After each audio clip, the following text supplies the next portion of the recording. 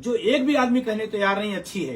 प्रधानमंत्री जी की या तो सूचना गलत भेजी जा रही है या प्रधानमंत्री जी पूरे देश के सामने एक प्रकार से इस विषय पे झूठ बोल रहे हैं, जिसका मैं प्रतिवाद करता हूं। और माननीय प्रधानमंत्री से मैं निवेदन करना चाहूंगा कि आप एनपीएस ओपीएस के उलझन में उलझाइए नहीं देश के बुद्धिजीवी पढ़े लिखे को। आप पुरानी पेंशन बहाल करें, अन्यथा हरियाणा जहां बोल के आए हैं वहां वोट फॉर ओपीएस का हमारा अभियान है और आगे बढ़ेगा और आगे चलेगा। ओपीएस, एनपीएस और यूपीएस को लेकर नाम को लेके ही सालों साल आपका सरकार से मतभेद रहा है। सरकार ने साफ मना कर दिया था कि भाई हम ओपीएस, एनपीएस और जो नई इन्होंने दिया है हम इन नामों से अलग नाम रखेंगे। फिर आपका समझौता क्यों?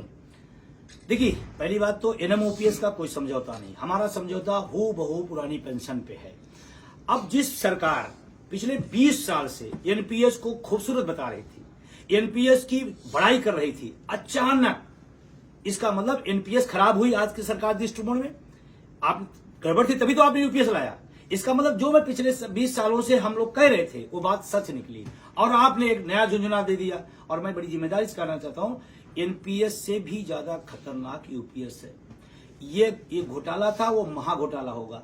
ये अगर खराब थी वो बहुत खराब हो गई। और आपको जानकारी हुई बताते हुए कि मेरा 10%, किसी कर्मचारी का पूरे जीवन का 10% पैसा आप रख ले रहे हो। किसके नाम पर? कि आपको लास्ट वेतन के औसत का, बेसिक का 50% देंगे। ये पूरा सरासर एक आम आदमी का जो व्यक्ति कर्मचारी आता है, किसान का, मजदूर का बेटा यहाँ नौकरियों में आता है, उसके साथ सरासर अन्याय है। और हमारा 10% पैसा रख करके आप उद्योगपतियों देना चाहते हैं।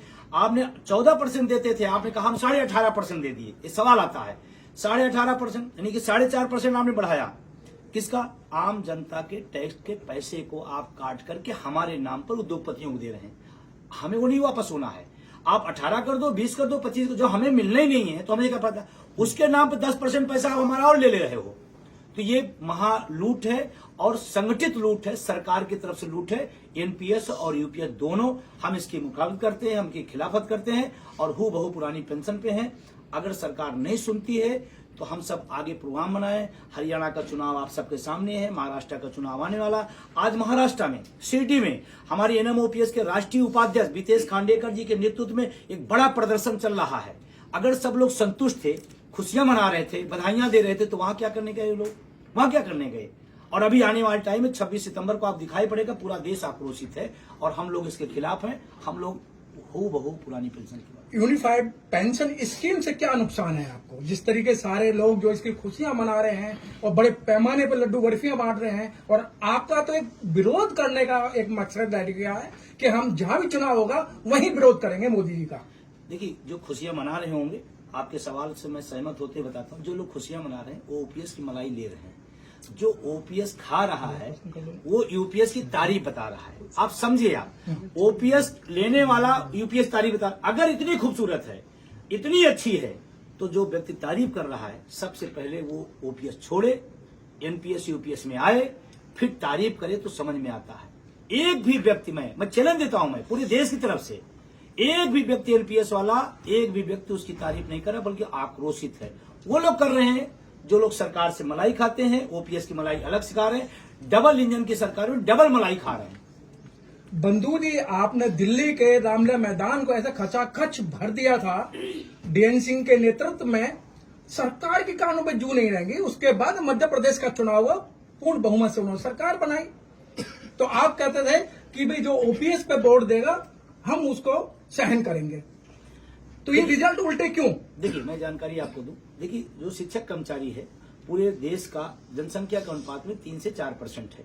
जहां तक मध्य प्रदेश की बात है, किसकी सरकार नहीं बनी, किसकी बनी, वो विषय नहीं। 230 सीटों में, ऑन रिकॉर्ड में बात कर रहा हूं, निर्वाचन आयोग की वेबसाइट पर चले जाइएगा, 230 सीटों पर 199 सीटों में पोस्टल बैलेट में भाजपा सरकार वहां हारी है। यानी कि कर्मचारी अपने मुद्दे पर, हमारे आह्वान पर एकजुट रहा। नहीं, 230 में 199 हराया है। पोस्टल बैलेट की बात मैं कर रहा हूं। हाँ, पोस्टल बैलेट क्योंकि काउंट होता है, लेकिन अगर मेरा पोस्टल बैलेट में गया तो मेरे परिवार का वो ईवीएम में गया। ईवीएम को अलग से काउंट नहीं कर सकते हैं। इसका मतलब अपने मुद्दे पर शिक्षक कर्मचारी, उसका परिवार खड़ा रहा। अब हारने और जीतने के तमाम सारे कारण हो सकते हैं। जो हारे हैं, जो जीते, वो समीक्षा करें। हमारा मुद्दा जीता है। मैं पहले दिन से और आज भी कह रहा हूं, हमारा मुद्दा वहां भी जीता था जहां की आप बात कर रहे हैं। अगली योजना क्या है आपकी? अगली योजना हमारी है 26 तारीख पहला हमारा प्रोग्राम है पूरे देश के अंदर हर जिला मुख्यालय पे। दूसरा 15 दिसंबर को जो हमारी राष्ट्रीय अधिवेशन होने जा रहा है वो अपने आप में बहुत ऐतिहासिक होगा, क्योंकि पहली बार हमने अधिवेशन के रूप में कॉल किया है। और अभी एक जानकारी बताते हुए दुख भी हो रहा है कि आज हमारा 6 बजे से बहुत शांतिपूर्ण प्रोटेस्ट था, कैंडल मार्च राजघाट पर, जो शांति के दूत रहे पूरी दुनिया के अंदर महात्मा गांधी थे, उस पर हम लोग शांतिपूर्ण कैंडल मार्च उसके खिलाफ करने जाते हैं। ये वर्तमान सरकार पहले इंडिया गेट पर उन्होंने हमारा परमिशन निरस्त किया, उसके बाद फिर उन्होंने भेज दिया राजघाट। राजघाट में हमारी टीम मंजीत राणा जी और उनकी टीम नेतृत्व करते हुए उस चीज को लिया, फॉर्मेलिटी में 3 दिन लगाया और लास्ट दिन उन्होंने कह दिया कि नहीं आप नहीं कर सकते। आप कल्पना करिए, इस हम लोकतांत्रिक देश में रहते हैं, हम शांतिपूर्ण प्रोटेस्ट नहीं कर सकते हैं। हम कोई बाहरी लोग तो है नहीं, हम लोग इसी देश के नागरिक हैं। क्यों ऐसा किया गया? और मैं इसका विरोध करता हूं। इन लोकतांत्रिक मूल्यों का और जो मौलिक अधिकार है उसका हनन है। और आपके माध्यम से कहना चाहता हूं दिल्ली सरकार को, दिल्ली के प्रशासन को, यहाँ के जो तमाम अधिकारी हैं, बार बार एनएमओपीएस का नाम आते मान निरस्त कर देते हैं। कहते हैं अरे आपके पास भीड़ बहुत है, आपके पास संख्या बहुत है। हमने कहा वो प्रोग्राम कोई ऑल इंडिया का नहीं था, वो प्रोग्राम एनएमओपीएस दिल्ली का था, कैंडल मार्च का। उसमें कुछ लोग शामिल होते, आपने उसको निरस्त कर दिया। कौन से बेस पर? रैली राजनेताओं की कर रही हो तो आप पूरी छूट है, हम अपनी बात कहना हो तो दिक्कत है। सर नौकरियां ही नहीं है तो पेंशन किस बात की? बहुत बढ़िया सवाल है, बहुत अच्छा सवाल है। और मैं इस बात के लिए मुझे खुशी है कि मेरे एनएमओपीएस की टीम लगातार जो निजीकरण सरकार द्वारा किया जा रहा है, सरकारी विभागों का, सरकारी संस्था